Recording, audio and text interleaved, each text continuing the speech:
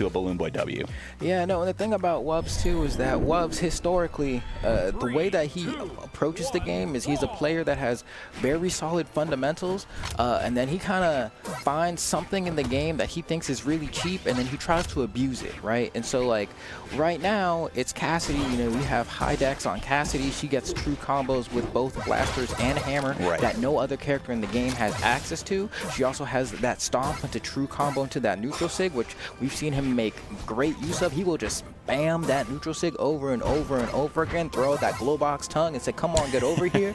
And for a lot of players, that's just hard to get through. When somebody plays, and for lack of a better term, cheesy like that, but it's a strong strategy. It's like when gold players are like, oh my god, they're sig spamming. But imagine if you take the thought process behind that about why sig spamming works on lower levels, and then you develop that into like a much higher caliber game plan. Oh, I mean, it goes both ways, right? Where the one person will say, oh, you're sig spamming, and the other person will say, well, you're getting hit by it. So exactly. Why would I change what's continuing to work, right?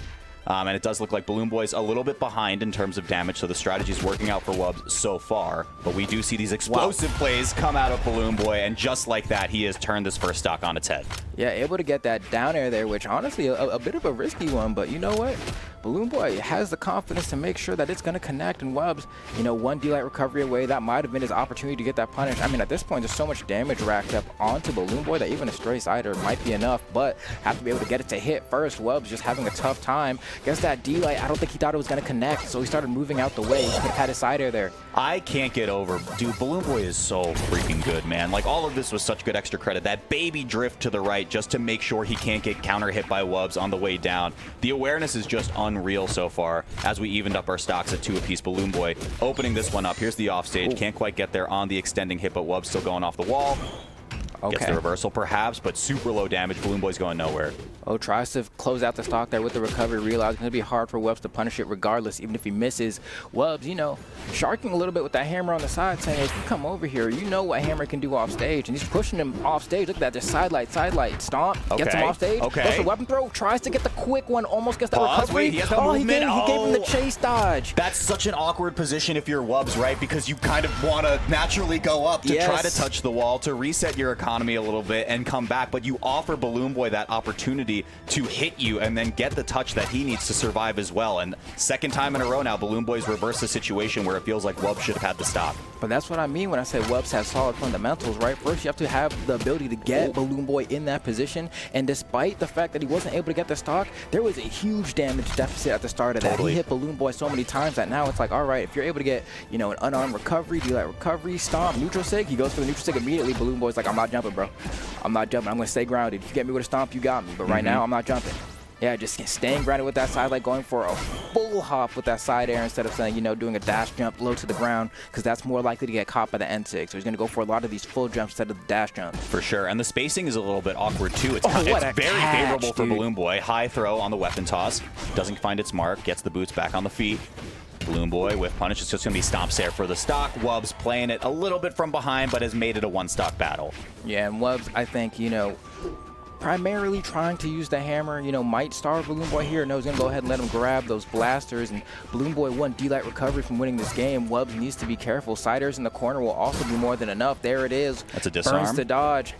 And that's going to be game. Shout out to BalloonBoy for securing game one with a pretty easy edge guard. All things considered, he forced wubz to dodge early. wubz thinking, if I dodge first, maybe by the time I get to the wall, my dodge will be off cooldown again, and I'll be able to have a mix-up. Exactly. But BalloonBoy gets him before he even has a chance to kind of use that option. And so this is the awkward reversal situation, right? So you almost wonder, you looked at the top corner, wubz was behind in damage when that happens. It's hard to make a heads-up play like that, but maybe you just concede the stock, right? And you go for a trade. It's again, it's super difficult to talk in kind of like retrospect for those sorts of situations, but just something to keep in mind for the future. Like you said, Flambo, I think wubz's fundamentals are quite solid, but BalloonBoy was able to run away with that first game. And so now for this game number 2, we've gone to Mos Eisley, a stage where, you know, you can last a really long time here, right? But honestly, if you're trying to get a lot of your KOs with the hammer, I don't really think you care that the stage is bigger, right? Because it's like, you know, the stomp's there, maybe I need one more.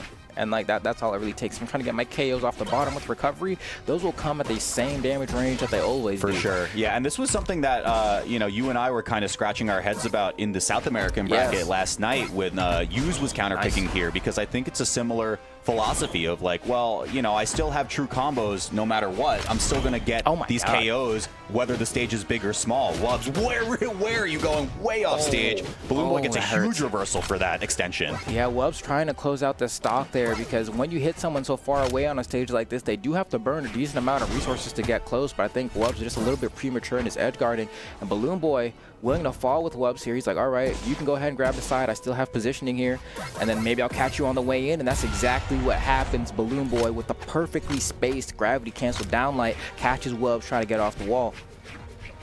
Yeah, and just like that, a stock that really felt like wubz was in control for the early damage thresholds has once again turned on its head in favor of BalloonBoy, and he's just completely mixing wubz. What is this? This is crazy. He still has the combo. He's gonna get the stock. He's gone! Yo, BalloonBoy's Are you kidding me? What was that? Oh my god! What? That was gross. I need to vomit. I'm gonna throw up. I mean, that's the thing, right? Like, we're sitting here talking about, oh, it's Mos Eisley, you know, you're gonna be surviving. BalloonBoy still just carried him from the stage all the way to the KO box with no issue. On this stage, exactly. Like, holy god. Oh gosh, BalloonBoy is just built different, folks, and it is gentle, actually a full stock lead, I said, as wubz was able to take the first one off of BalloonBoy. It's off stage once again, off the backboard. Gets the ground pound potentially. No, gets the mix-up once again. BalloonBoy is just putting on a clinic right now. Stops him into the bottom. No movement left, touching the wall, though. wubz gets the reversal, and BalloonBoy's going to bring it around town. Oh, wow. Quick reset here from BalloonBoy.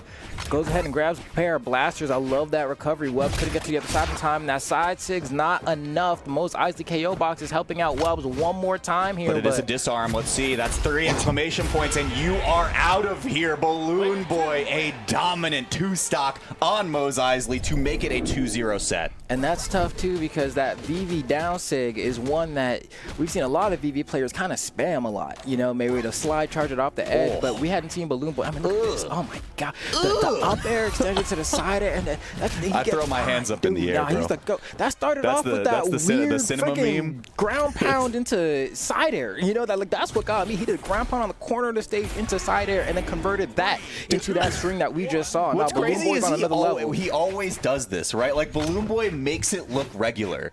Where it's just like, oh, okay, it was just, I guess I got another clip today. That's cool. So we're going to run it back to Mos Eisley.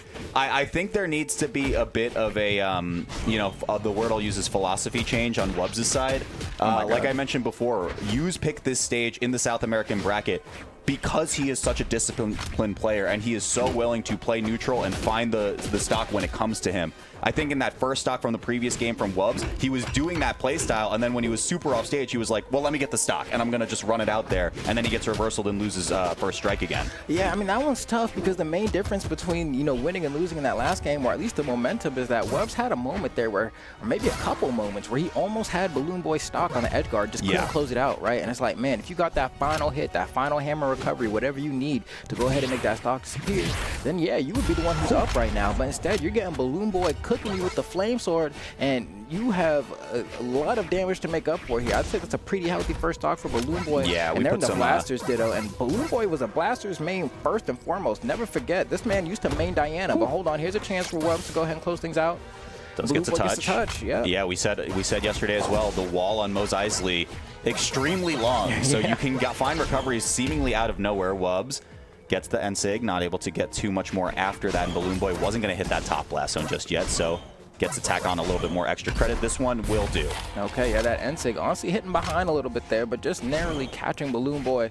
And that's going to give wubz a chance here to go ahead and even up the stock count. Should be able to get a nice, that's that Cassidy special stuff, right? You hit him in white with that N-Light, the true confirm into that side signature, I believe. And so, just like that, able to pretty much even up the damage. That's a Cassidy affordance that wubz loves so much, and might be able to pull in the lead here damage-wise if he's able to get another opening on a BalloonBoy.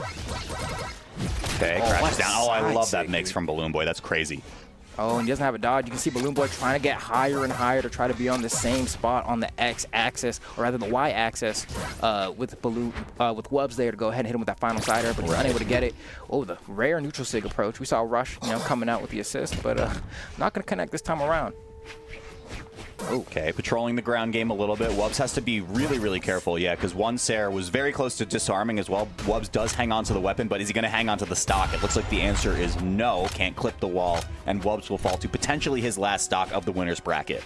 Yeah, waiting for that weapon spawn. There it is on the left side. Has blasters here. Immediately goes for a gravity cancel D-Light to maybe bait out an aggressive option from BalloonBoy. But BalloonBoy's playing patient, and wubz can't get the conversions here. Throws away the blasters. He doesn't want to lose too much of his health bar trying to find the stock with the blasters. So you know what? Let me just go for the hammer, get that gravity cancel N-Sig, and now things aren't out of the realm of possibility. Going to queue up another hammer as well. He's trying to win the game with hammer. Yep.